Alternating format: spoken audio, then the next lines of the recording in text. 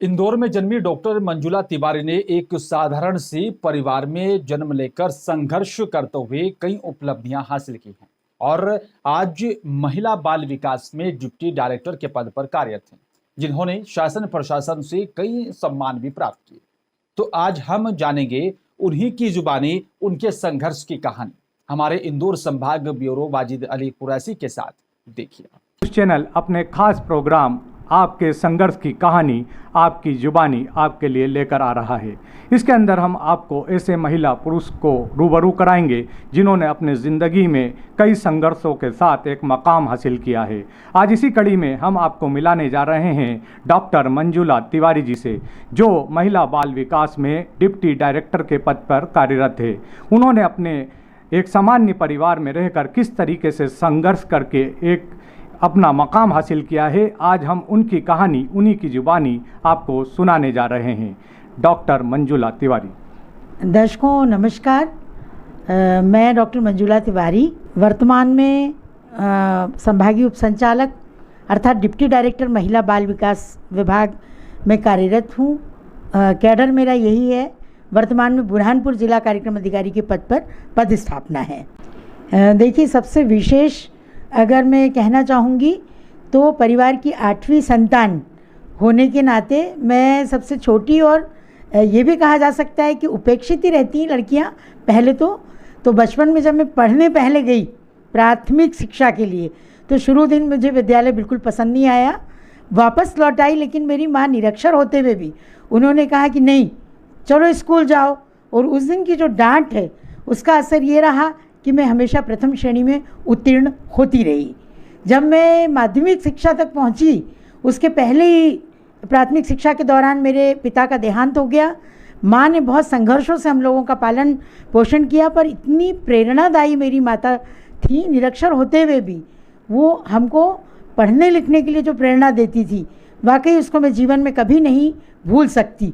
जब मैं माध्यमिक शिक्षा तक पहुँची तो धीरे धीरे डिबेट में भाग लेना, अंतर विद्यालयीन भाषण प्रतियोगिताओं में, और मनोबल बढ़ते बढ़ते मैं स्कूल की अध्यक्ष चुनी गई। और उसके पश्चात जब मैं 9वीं कक्षा में अध्ययनरत थी तो हिंदी मीडियम से इंग्लिश मीडियम में मेरे बड़े भाई ने, चूँकि साइंस बायोलॉजी मेरा विषय था और चिकित्सक बनाने की उनकी भावना थी, तो अंग्रेजी माध्यम में भर्ती करा दिया। पहले ही दिन हमारे जो शिक्षक थे उन्होंने फिजिक्स के, उन्होंने कहा कि आप हिंदी मीडियम से कैसे इंग्लिश में आ गई, आप तो कर नहीं पाओगी। और मैं रोते रोते घर लौटी। लेकिन जब दूसरे दिन मेरे भाई मुझे लेके गए और प्रिंसिपल से इस बात की शिकायत की तो उन्होंने कहा कि नहीं, बहुत होनहार बच्ची है और आपने क्यों इसको डिस्करेज किया। उन शिक्षक को यथोचित दंड मिला और मैं उस समय से जो फर्स्ट आना शुरू हुई क्लास में तो लगा कि हिंदी मीडियम से आके बालिका ने ये कर लिया। फिर एक बहुत अच्छा प्रसंग है कि मैं कल्चरल एक्टिविटी में पन्नाधाय का मुझे रोल मिला, और जब मैं पन्नाधाय बनी तो 100 रुपये का पुरस्कार जो मुख्य अतिथि थे उन्होंने मुझे एक बहुत अच्छे अभिनय के लिए दिया। संभवतः ये आपके जीवन का पहला ऐसा पुरस्कार होगा जो अभी तक आपको याद है। अब आप हमारे दर्शकों को बताइए कि महिला बाल विकास में आप किस तरीके से आई और आपने वहाँ क्या मकाम हासिल किया और किस तरीके से उपलब्धियाँ हासिल की जो शासन प्रशासन ने आपको कई तरह के अवार्डों से नवाजा। जी देखिए, मैंने एमएससी केमिस्ट्री में करते हुए बाद में मुझे ये सलाह दी गई कि मैं एमए सोशलॉजी भी करूं, तो मैं एमए सोशलॉजी में टॉपर रही यूनिवर्सिटी में, इंदौर विश्वविद्यालय में, डीएवीवी में। उसके बाद फिर ये था कि भाई कुछ करना है जीवन में और कुछ प्रशासनिक क्षेत्र में भी जाना है, तो पीएससी की परीक्षा के थ्रू मैं पहली पोस्टिंग मेरी परियोजना अधिकारी के रूप में महिला बाल विकास विभाग में हुई। हमेशा मन में होता था कि महिलाओं की स्थिति हमेशा दोयम दर्जे की नागरिक के रूप में मैंने पाई, जो अपने आसपास महसूस किया। तो मुझे ऐसा लगा कि अगर मैं इस पद पे आती हूँ तो मैं महिलाओं और बच्चों के लिए अनेकों अच्छे काम कर सकती हूँ। और जब मैं महिला बाल विकास में चयनित होकर आई तो उत्साह से भरी हुई और महिलाओं के लिए ढेरों मन में काम करने की भावना होती थी। जो भी मुझे पदस्थापना स्थल मिले उनमें ग्रामीण क्षेत्र भी रहे, ट्राइबल इलाके भी रहे और शहरी क्षेत्र भी रहे। तो जब ग्रामीण क्षेत्रों में जहाँ की आंगनबाड़ी कार्यकर्ता भी बहुत पढ़ी लिखी नहीं होती थी और ख़ास करके उन्हें छोटे बच्चों का ग्रोथ मॉनिटरिंग जो करना होता है, अर्थात वृद्धि पर निगरानी, उसमें उनको बड़ी कठिनाई महसूस होती थी और वो अपने पति या कोई पढ़े लिखे बच्चे को लेके बैठ जाती थी। और लेकिन दबंग होने के कारण उनमें भय था कि कहीं मैडम हमें डांट ना दें। लेकिन जब मैं ज़मीन में बैठ के आलती पालती मार के किसी नीम के झाड़ के नीचे उनके पति को बच्चे का जन्म दिवस भरते हुए कैसे उसका वजन भरना है और कैसे वो किस रेंज में है कुपोषण की, वो कुपोषित तो नहीं है, वो मध्यम कुपोषित तो नहीं है, वो गंभीर कुपोषण में तो नहीं है, समझाती तो पूरे क्षेत्र में ये खबर जाती कि मैडम तो बहुत ही अच्छे से समझाती हैं, अपन सीख लेंगे तो अपन स्वयं भर लेंगे। तो ऐसे फील्ड में हम लोगों ने बैठ के और काम किया। उसका एक अपना आनंद आता था कि भाई हम महिलाओं को ही तो उन्नत कर रहे हैं, अगर वो कुछ कम पढ़ी लिखी रह गई तो सामाजिक ऋण हमको चुकाना है, उनको आगे बढ़ाना है।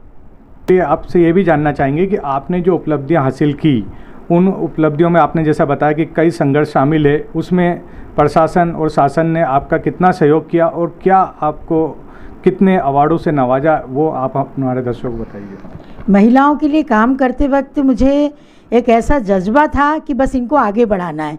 और जो हमारा फील्ड था उसमें 0 दिन से लेकर, अर्थात बालिका या बालक गर्भस्थ जब करती माँ गर्भावस्था में, तब से लगा करके और 18 साल तक, मतलब इंटीग्रेटेड चाइल्ड डेवलपमेंट और इंटीग्रेटेड चाइल्ड प्रोटेक्शन दोनों पे हमने काम किया।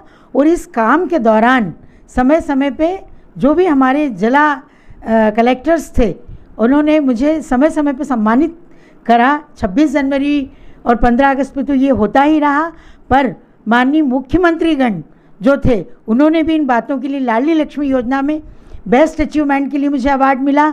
फिर इंटीग्रेटेड चाइल्ड प्रोटेक्शन पे ICPS का जो वर्क किया हमने, अर्थात जो विधि का उल्लंघन करने वाले बच्चे और जो बच्चे जिनको ज़रूरतमंद हैं, जिनको अनाथालयों में हमको रखना है, उनकी केयर करना, इनके लिए जब काम किया तो माननीय मुख्यमंत्री जी ने और तत्समय हमारी मिनिस्टर माया सिंह मैडम थी, उन लोगों ने भी मुझे सम्मानित किया। तो समय समय पे हमको ये सम्मान मिले, पर ये सम्मान हमको मनोबल बढ़ाने के लिए बहुत कारगर साबित हुए कि महिलाओं का sexual harassment at work place ये हम रोक सकें, हम बच्चों का लैंगिक शोषण रोक सकें, हम विमेंस को एम्पावर करें और वो अपने रोज़गार खुद चयनित करें और सेल्फ हेल्प ग्रुप के माध्यम से वो स्वयं इतनी सशक्त हो जाएं।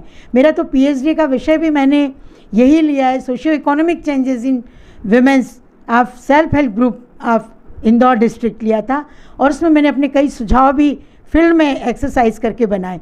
तो मेरा कार्य क्षेत्र ऐसा रहा कि नौकरी के साथ मुझे समाज सेवा के बहुत बेहतर अवसर मिले और महिलाएं दबंग बनी और उन्होंने अपने आप को सशक्त किया और कहती थी हमारी मैडम तिवारी मैडम है, वो हमको जैसा सिखाती हैं हम तो आगे आएंगे।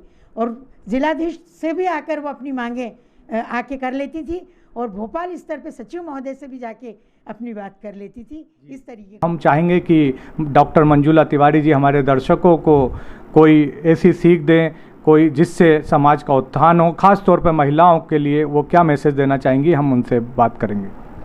मेरा खास संदेश ये रहेगा कि परिवार से ही प्रथम शिक्षाएं शुरू होती हैं। तो आजकल माहौल फिर भी बदल गया है, बालक और बालिकाएं दोनों को जब हम ये लैंगिक शोषण के विरोध में, वर्क प्लेस पे जो महिलाओं का लैंगिक शोषण होने की संभावना है और वो किस तरीके से अपने व्यक्तित्व का विकास करें, ये जब हम दोनों ग्रुप, अर्थात हम जेंडर बायस नहीं रहेंगे, हम महिला और पुरुष मतलब बालक और बालिका जब दोनों को प्रारंभिक रूप से ये समझाएंगे तो शायद समाज में जो ये बहुत चीज़ें सुनने में आती हैं इन पे हम रोकथाम कर पाएंगे। और प्रशासन में भी जो प्रशासनिक अधिकारीगण हैं वो भी महिलाओं और पुरुषों में, अधिकारियों में ऐसे समानता का भाव आजकल बहुत ज़्यादा ले आए हैं, महिलाएं बहुत आगे बढ़ गई हैं। लेकिन मेरा संदेश खास ये है कि महिला को स्वयं ही अपने आप में ताकतवर बनना पड़ेगा, अपनी शिक्षा से, अपने ऊपर ध्यान देकर और अनावश्यक की गैर वाजिब चीज़ों में नहीं फंसना और किसी के विरुद्ध झूठी शिकायतें वगैरह नहीं करना। उससे महिलाओं का वजन कम होता है। उनको अगर अपना समाज में वजन बढ़ाना है तो उनको हमेशा सत्य की राह पे चलना पड़ेगा और अपने आप को सशक्त रखने का प्रयास करना पड़ेगा, क्योंकि शोहरत की बुलंदी भी पल भर का तमाशा है। जिस शाख पे बैठे हो वो टूट भी सकती है। इसलिए हमेशा महिलाओं को मैं हमेशा हर अपने अंतर्राष्ट्रीय महिला दिवस पे भी कहती हूँ कि समझो, बताओ, हमको क्या रेत की दीवार समझ रखा है, खुद को जो इतना हौसलादार समझ रखा है। बहुत खूब, बहुत ही अच्छे ढंग से डॉक्टर मंजुला तिवारी जी ने हमारे दर्शकों को अपने संघर्ष की कहानी अपनी जुबानी सुनाई। हम आप दर्शकों को कहना चाहेंगे कि हमारे देश में ऐसे कई संघर्षशील व्यक्ति मौजूद होंगे जो अपने मुकाम पर रहकर संघर्ष करके शिखर तक पहुँचे हैं। ऐसे संघर्ष करने वालों को नेशन 24 न्यूज़ एक मैसेज देना चाहता है कि आप अपनी कहानी हमारे चैनल के द्वारा लोगों तक पहुंचा सकते हैं। आप हमसे संपर्क करें और अपने संघर्ष की कहानी अपनी जुबानी लोगों तक पहुंचाएं, पूरे देश में बताएं, ताकि और लोगों को भी इससे मोटिवेशन मिले, एक प्रेरणादायक हो। इसलिए मैं अब आपसे विदा लेता हूं। मैं वाजिद अली कुरैशी, इंदौर संभाग ब्यूरो, अपने सहयोगी ML शाह के साथ।